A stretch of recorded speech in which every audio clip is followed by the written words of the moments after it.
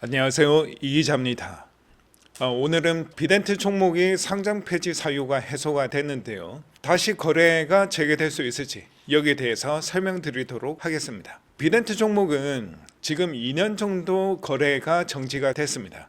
그런데 최근에 상장 폐지 사유가 해소가 됐죠. 거래소가 이렇게 공시를 했는데 앞으로 어떻게 절차가 진행이 되냐, 상장 실질 심사라고 있습니다. 상장 실질 심사는 이 종목을 다시 상장을 시켜줄지 여부를 결정하는 절차라고 보면 되는데요. 오늘은 비덴트가 다시 살아날 수 있을지, 그리고 살아나게 된다면 향후 주가는 어떻게 움직일지에 대해 설명드리도록 하겠습니다. 결론부터 말씀을 드리면 실질 심사, 그러니까 어제 공시가 났죠. 공시 내용을 보시면 최근에 상장 폐지 의결을 취소하기로 결정을 했습니다. 그리고 이제 실질 심사 진행을 하는데요. 3월 11일 영업일 기준으로 15일 이내에 실질 심사 대상 여부 결정을 할 것이고, 최종 결론은 3월 11일까지 난다.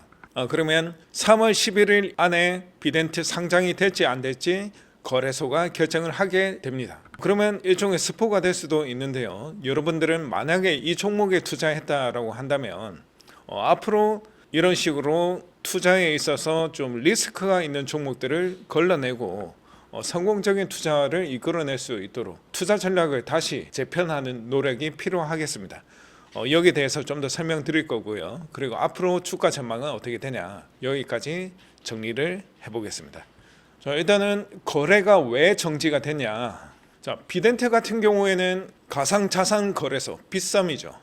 빗썸 같은 경우에는 우리나라 코인 거래소 4대 거래소 중에 하나로 꼽힙니다. 그러면서 이제 코인 관련주로 편입이 돼서 주가가 많이 오르기도 했었는데요.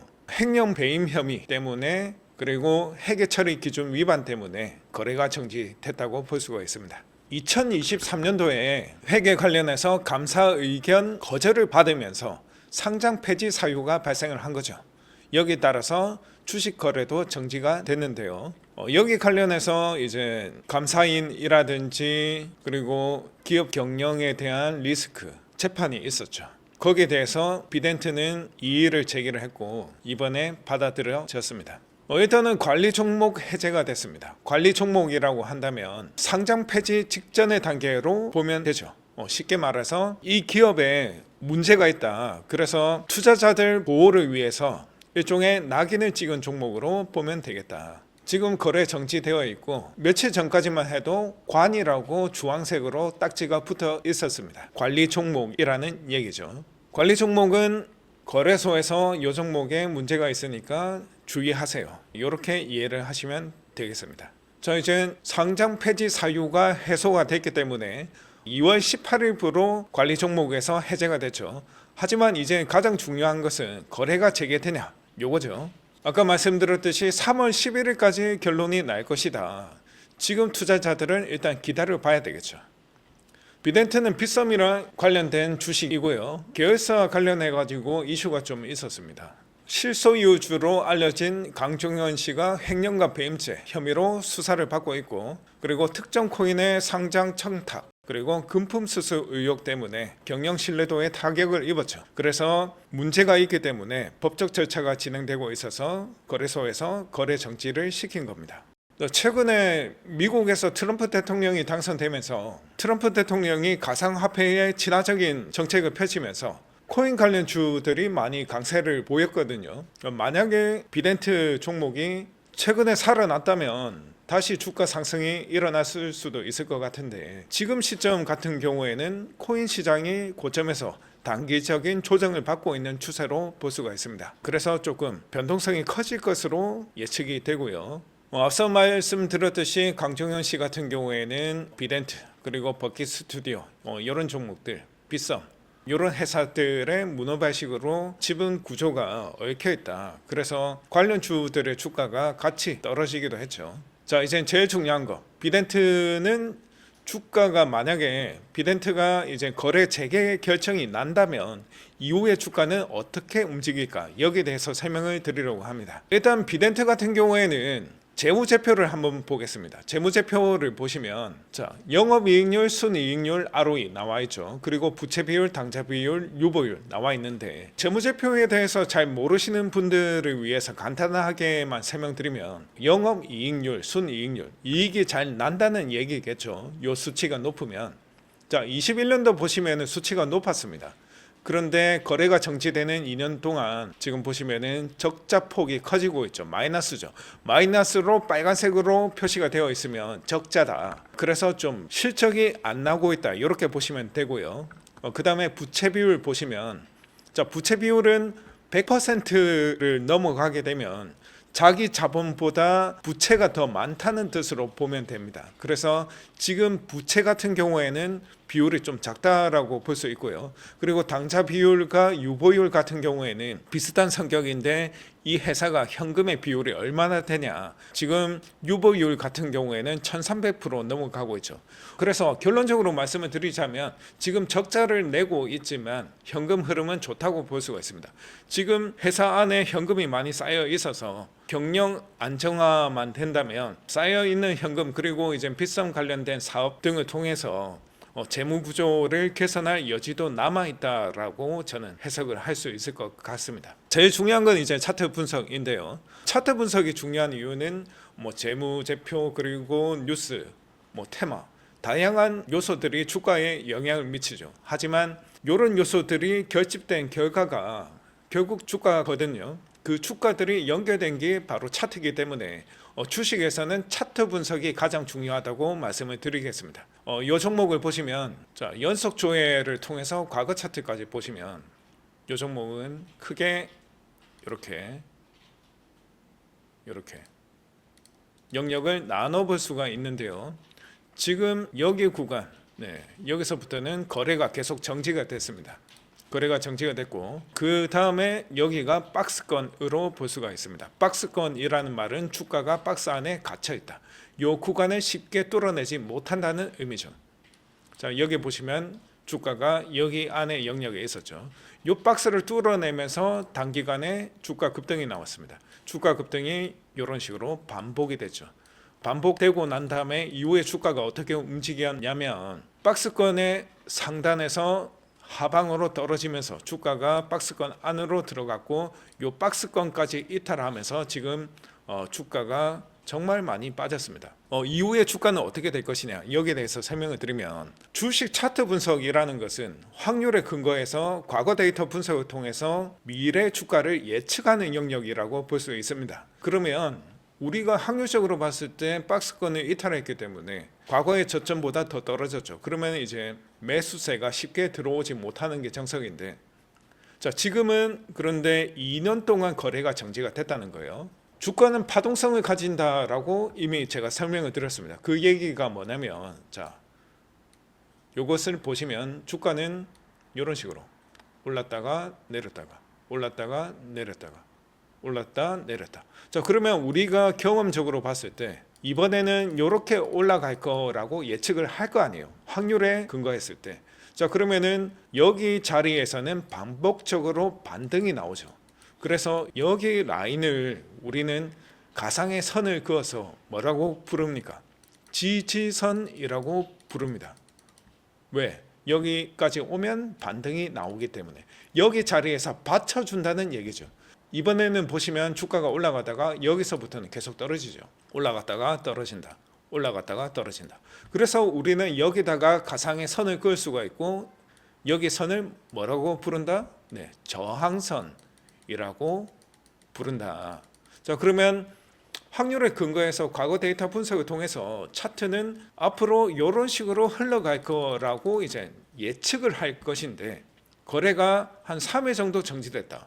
그러면 크게 변동성은 없지만 다시 이런 추세를 이어갈 가능성이 높지만 자, 만약에 2년 동안 거래가 정지가 됐다.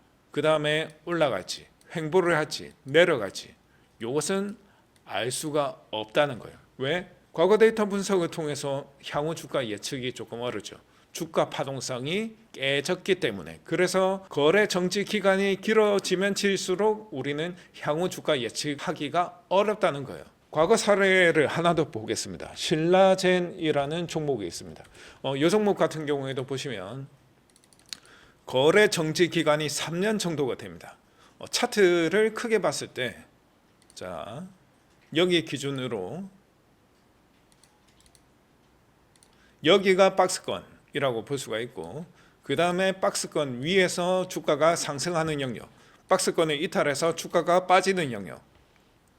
자, 3년 동안 거래가 정지됐다가 많이 물렸던, 오랫동안 주식 거래를 못했던 사람들이 뭐 한 번에 처분해서 주가가 급락할 수도 있겠지만 되살아나면서 상한가 나오고 단기적으로는 올랐습니다. 자, 그러면은 거래 재개가 되면 주가가 오르는 게 아니냐라고 할 수가 있는데, 이것은 알 수가 없습니다. 단기적으로 봤을 때는 여기 영역에서는 상승을 했지만, 여기 보시면 지지선 영역이 깨지고 난 다음부터는 주가가 지속적으로 하락하는 추세를 보였죠. 자, 그렇다면 우리는 만약에 이 종목을 투자했던 사람이라면 어떤 식으로 이제 매매를 해야 되냐? 자, 첫 번째로 비덴트를 보유하고 있는 주주라고 한다면 비중 조절을 통해서 이제 빠져나와야 됩니다. 비중 조절이라고 한다면 추가 매수를 통해서 이제 평균 단가를 낮추는 거라고 볼 수가 있는데요. 자, 만약에 내가 여기서 1차 매수를 했다라고 칠게요. 자, 여기서 1차 매수를 했습니다. 자, 10만 원 단가에서 100만 원쯤 매수를 했습니다. 그리고 주가가 떨어져서 5만 원 단가에서 100만 원치를 또 매수를 했습니다. 그러면 평균 단가는 7만 5천 원이 되죠. 네. 그래서 내가 주가가 떨어졌을 때 10만 원 단가에서 빠져나오려고 한다면 요만큼 올라야 되는데, 추가 매수를 통해서 평균 단가를 낮추게 되면 중간 지점에서 빠져나올 수 있도록 설계가 되죠.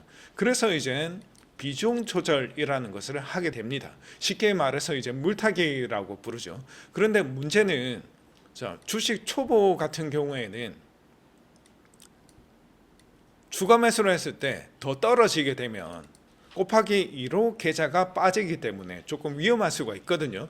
그러면 우리는 뭐 손절을 해야 되냐, 아니면 그냥 존버를 해야 되나, 이렇게 될 수가 있는데, 자, 내가 산 단가에서 급락이 나와서 다시 기다리게 되면 본전까지 가는 경우가 거의 없습니다. 왜냐하면 일반 투자자 같은 경우에는 내가 산 지점이 거의 고점인 경우가 많습니다. 왜? 호재성 이슈가 나오고 난 다음에 샀기 때문에 거기가 거의 최고점이에요.